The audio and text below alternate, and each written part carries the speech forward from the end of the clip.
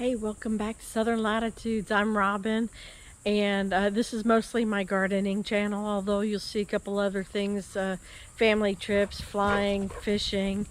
And so where we left off last was that I was cleaning out my garden behind the house to get it prepared for tomatoes and everything. So I also, during that time, have since then, have done some work back here on my salsa garden, and we're gonna look right past there. Those last 3 cattle panels are gone, but now I've come out today to do some picking tonight, and wow, I'm losing pepper after pepper.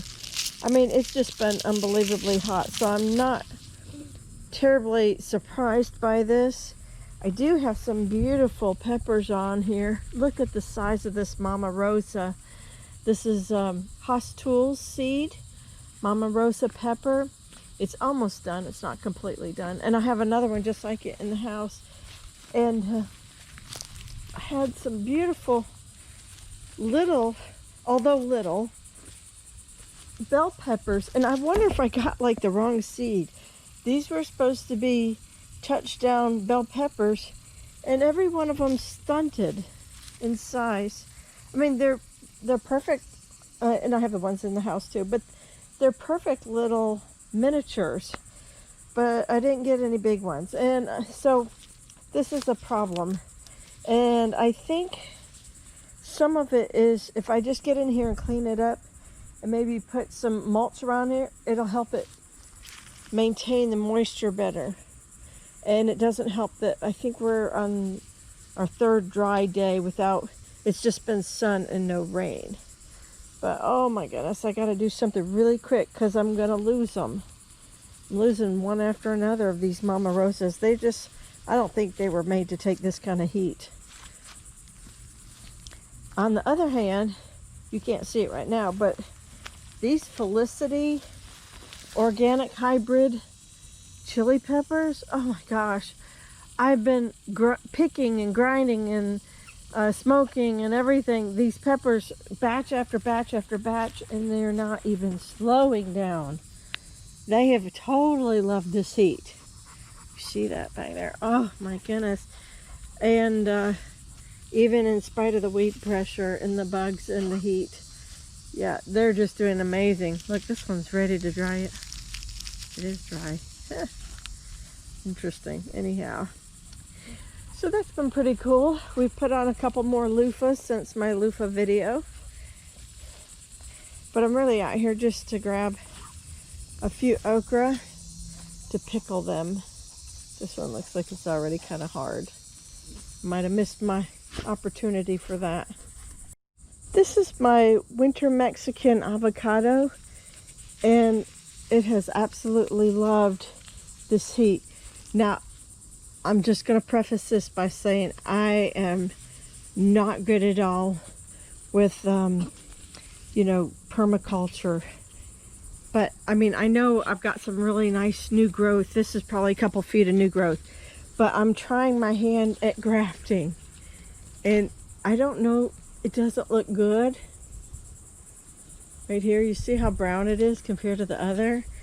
And I took the leaves off like I was supposed to, and I did everything. I had a beautiful little, it's a grafting tool, and everything looks like it went pretty good, except for it's turning brown. But I'm not going to do anything yet. So maybe those, I had 4, I started with 4, and maybe it'll take, we're going to leave it on, into the winter and see if it pushes out in the spring. I had the other ones, but they fell to the ground down there with the hard thunderstorms and intense winds and rain. So, I don't know. I hope I did that right. If you're seeing something that I don't know or understand, please leave it in the comments below and help me out with some information. This looks much better. The stem is still very green on this one. So maybe I had one take. My goal was, I have a type B, and I was hoping to put some type A's on here. See, this one doesn't look good with the brown. I don't know. Y'all tell me. Somebody talk to me. I'll be really happy if I just have gotten 1 out of 4. That's why we tried so hard. Just kind of walking through. So this is going to be my buttercup squash in here. I still got to do something with my fig, and my acha needs staking up. I put the stake in there. Oops, can you see that? I put the stake in there, and like a great plant mom, never actually staked up the plant itself. Yeah. Oh well. I was waiting for a hurricane. No. Sort of. Up here, I hope you can see that. There's little bitty dwarf mulberries in there. Dwarf ever-bearing mulberries. And I already ate the bigger ones that turned first. But there's a couple more. There's some way more up there. Oh, look, there's another one that's ready. Hold on, let me see. Right there. I can't hold the camera and do it. Hold on. There we go. Yay! Now that one's perfectly ripe. It's even, going to my, oh my goodness, that's so incredibly sweet. Oh my goodness, I don't want to step on anything in here. Very sweet. Oh man, I can't wait till I have like a whole bowl of those. We can really do some preserving with them and eating of them. So anyhow, I'm real happy. These have been cut back like 3 times. I do see some stress on the leaves. Again, if you guys, this is probably nutrition right here where the veins are darker. But I also saw some of this.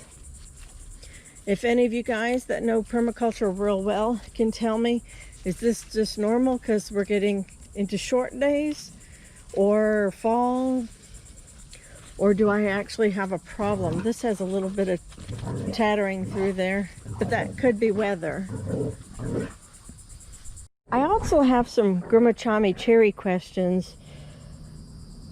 This would be question number 3. It put on some new growth, you know, from about here up. I've only had this plant since April, I believe. Got some new buds coming in there.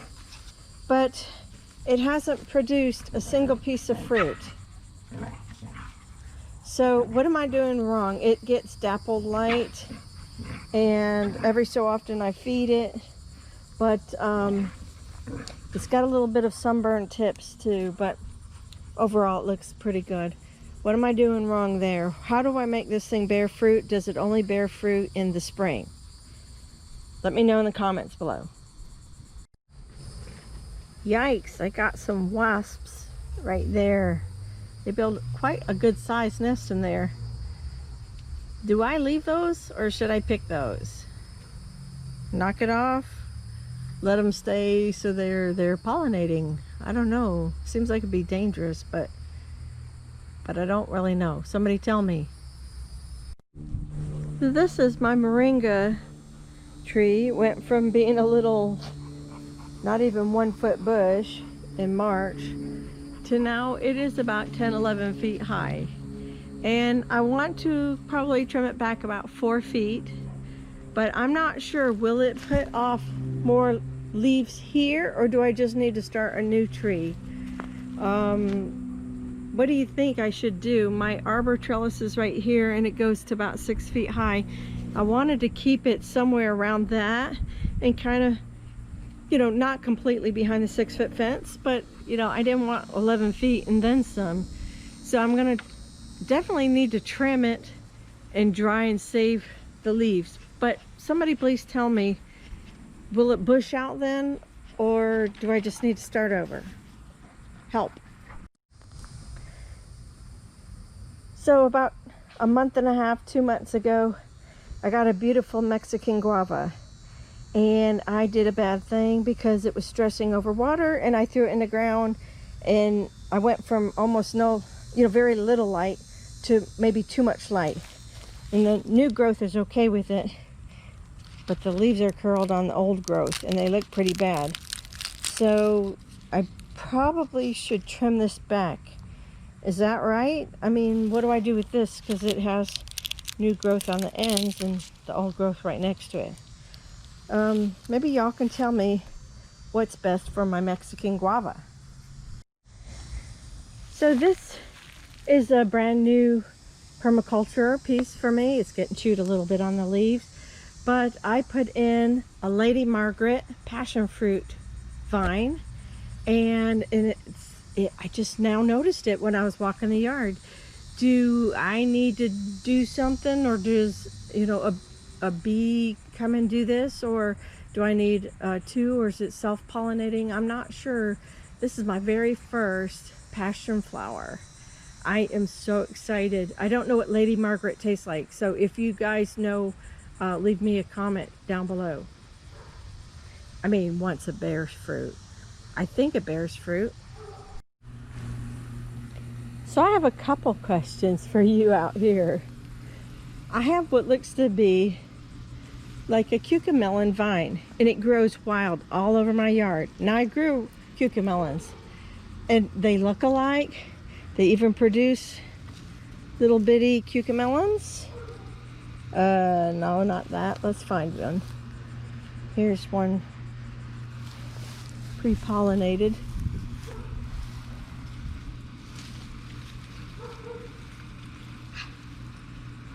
There's the itty bitty one right there. So this looks to be like wild cucamelon in here. Can you see it's all over? And look, it even seems to be bearing baby cucamelons.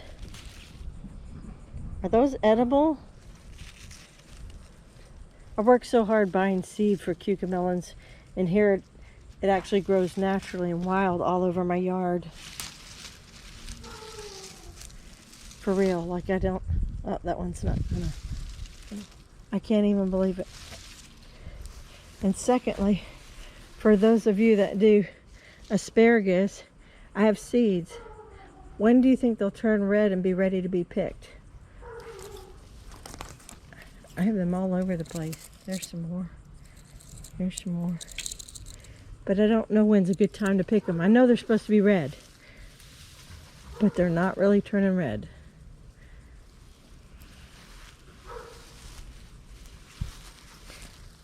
There's another cucamelon.